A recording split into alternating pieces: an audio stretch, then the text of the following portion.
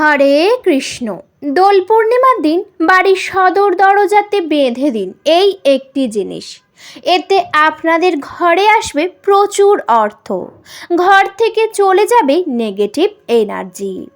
আসুন বন্ধুরা, জেনে নেওয়া যাক। তার আগে বলি বন্ধুরা, আপনাদের কাছে একটি ছোট্ট অনুরোধ। আপনারা আমার চ্যানেলে নতুন হলে অবশ্যই চ্যানেলটিকে সাবস্ক্রাইব করে আমার পাশে থাকবেন। বন্ধুরা, 14ই মার্চ দোল পূর্ণিমা। এই দোল পূর্ণিমার দিনে অবশ্যই বাড়ির সদর দরজাতে বেঁধে দিন এই একটি জিনিস। এতে কিন্তু আপনাদের সকল ইচ্ছা পূরণ হবে। সেই জিনিসটি কি এবং কিভাবে বাঁধতে হবে চলুন জেনে নেওয়া যাক। প্রথমেই দোল পূর্ণিমার দিনে ব্রহ্ম মুহূর্তে অবশ্যই ঘুম থেকে উঠতে হবে। ঘুম থেকে উঠে বিছানাতে বসে নিজের হাতের তালু দর্শন করতে হবে। এরপর আপনারা সূর্য দেবতাকে প্রণাম করবেন। তারপর বাড়িতে যে সমস্ত সকালের বাসি কাজকর্ম রয়েছে অবশ্যই করে নেবেন। যখনই বাসি কাজকর্ম করা হয়ে যাবে, তারপর আপনারা অবশ্যই করে স্নান সেরে নেবেন, শুদ্ধ বস্ত্র পরিধান করে নেবেন। শুদ্ধ বস্ত্র পরে অবশ্যই আপনাদের যেতে হবে ঠাকুর ঘরে। প্রথমেই অবশ্যই করে ঠাকুর ঘরে গিয়ে ঠাকুর ঘরটিকে মুছে পরিষ্কার করে নিতে হবে।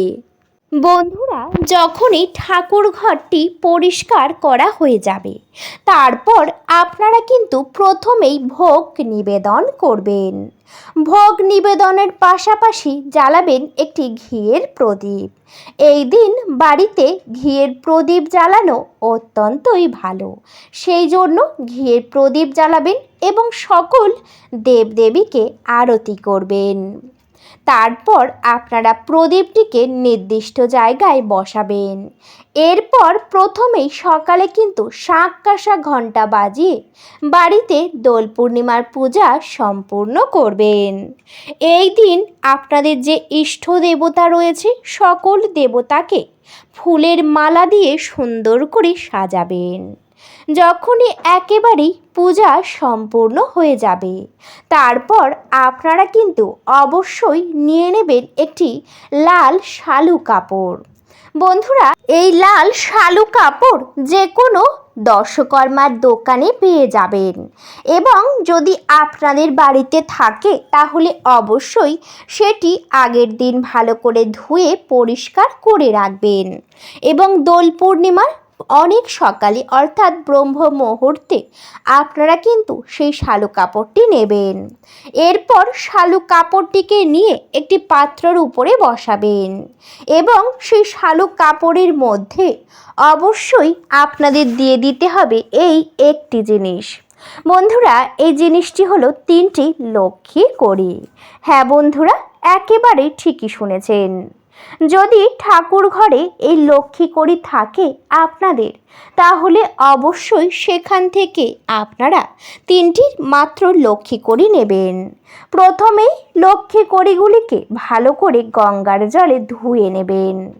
এরপর সেই শালু কাপড়ের উপরে রাখবেন এবং উপর থেকে আপনারা কিন্তু সিঁদুরের টিপ বা সিঁদুরের ফোঁটা অবশ্যই সেই লক্ষ্মী কড়িতে দিয়ে দেবেন এবং তার সাথে অবশ্যই আপনাদের দিয়ে দিতে হবে অখণ্ড আতপ চাল। অর্থাৎ বন্ধুরা, পুজোর কাজে যে অক্ষত আতপ চাল লাগে সেই আতপ চাল সামান্য নেবেন এবং সেই লক্ষ্মী কড়ির উপরে দেবেন। এরপর আপনারা সেই 2টি জিনিসের উপরে অবশ্যই দিয়ে দেবেন আপনাদের ইষ্ট দেবতার চরণে ছোঁয়ানো একটি ফুল। ফুলটিকে প্রথমেই নিয়ে ইষ্ট দেবতার চরণে ছুঁয়ে নেবেন। এরপর সেই মঙ্গল সামগ্রীর উপরে অবশ্যই দিয়ে দেবেন। বন্ধুরা, সেই 3টি জিনিস যখনই নেওয়া হয়ে যাবে, এরপর পাত্রটিকে নিয়ে অবশ্যই আপনাদের ইষ্ট দেবতার সামনে রাখবেন বা চরণস্থলে অবশ্যই রাখবেন। এরপর আপনারা কিন্তু অবশ্যই করে পূজা সম্পূর্ণ যেহেতু হয়ে গেছে, প্রণাম করে ঠাকুর ঘরটি মুছে বাইরে বেরিয়ে আসবেন, যাতে যে সামগ্রী দিয়েছেন সেটির উপরে যেন সকল দেবদেবীর আশীর্বাদ পড়ে। বেশ কিছুক্ষণ পরে ঠাকুর ঘরে পুনরায় প্রবেশ করবেন এবং তারপর আপনারা কিন্তু অবশ্যই করে প্রথমেই ভোগগুলিকে তুলবেন, নিজেরা গ্রহণ করবেন এবং বাড়ির সবাইকে দেবেন। তারপর সেই জায়গাটিকে ভালো করে মুছে পরিষ্কার করে নেবেন। এরপর ইষ্ট দেবতার সামনে বসে হাত জড়ো করে আপনারা বলবেন, জয় মা লক্ষ্মী, জয় মা লক্ষ্মী, জয় মা লক্ষ্মী। এই কথাটি 3 বার বলে সেই পাত্রটিকে তুলবেন।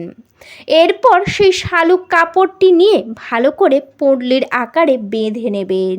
ঠিক এমনভাবে বাঁধবেন যাতে কোনোভাবেই পড়ে না যায় সেই মঙ্গল সামগ্রীগুলো। ঠিক তেমনভাবেই বেঁধে নিতে হবে। বাঁধা হয়ে যাবার পর পুঁটলিটিকে অবশ্যই নিজের হাতের তালুর মধ্যে করে নিয়ে বাড়ির সদর দরজা বা মেন গেট অবশ্যই সেখানে যাবেন।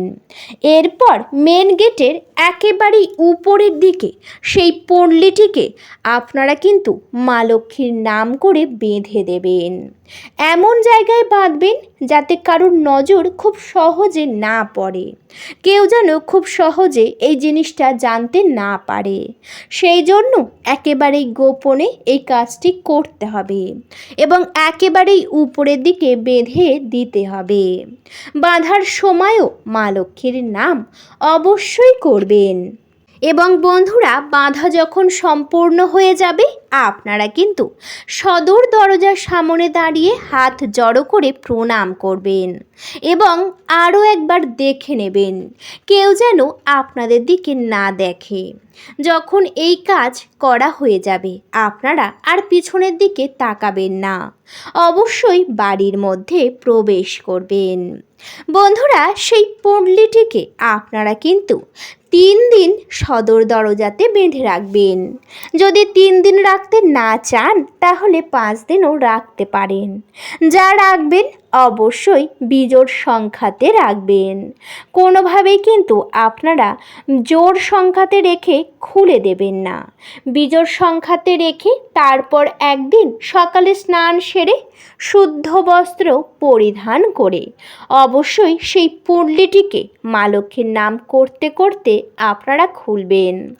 খুলে নিয়ে পুঁটলিটিকে অবশ্যই ঠাকুর ঘরের একটি নির্দিষ্ট জায়গায় রাখতে পারেন বা মা লক্ষ্মীর চরণস্থলে অবশ্যই রাখতে পারেন।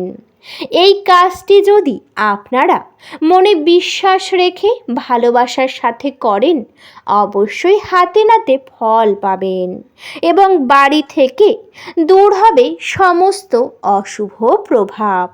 কিন্তু বন্ধুরা, এই কাজটি করার সময় একটি জিনিস অবশ্যই খেয়াল রাখতে হবে, তা হলো কেউ যেন না দেখে বা কাউকে জানাতে পারবেন না। অবশ্যই গোপনে এবং একা একাই কাজটি করতে হবে। এছাড়াও বন্ধুরা, কাজটি করার সময় মনে বিশ্বাস অবশ্যই রাখতে হবে, তবেই কিন্তু ফল পাবেন। যদি অবিশ্বাস করেন তাহলে কোনো ফল একেবারেই পাবেন না এবং মা লক্ষ্মীও আপনাদের উপরে রুষ্ট হতে পারেন। বন্ধুরা, অনেক বাড়িতে থাকে সর্বদাই বাস্তু দোষ এবং নেগেটিভ এনার্জি। সবাই চায় সেগুলি দূর করতে, কিন্তু কোনো না কোনোভাবে সেগুলিকে দূর করতে পারে না। সেক্ষেত্রে আপনারা এই 14ই মার্চ দোল পূর্ণিমার দিনে এই কাজটি করে অবশ্যই দেখতে পারেন।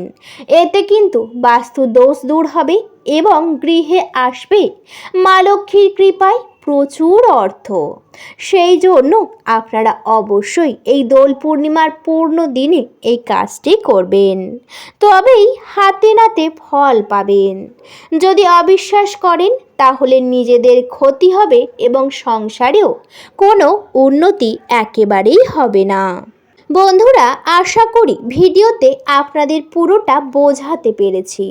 ভিডিওটা এই পর্যন্ত। ভিডিওটি যদি ভালো লেগে থাকে অবশ্যই ভিডিওতে একটি লাইক করবেন, শেয়ার করবেন এবং সাবস্ক্রাইব করে আমার পাশে থাকবেন। আজকের মতো আমি বিদায় নিলাম। সবাই ভালো থাকবেন, সুস্থ থাকবেন। সবাই একবার ভালোবেসে কমেন্টে জয় মা লক্ষ্মীর জয় লিখে যাবেন। আপনাদের সকলকে জানাতে চাই অনেক অনেক হরে কৃষ্ণ, রাধে রাধে।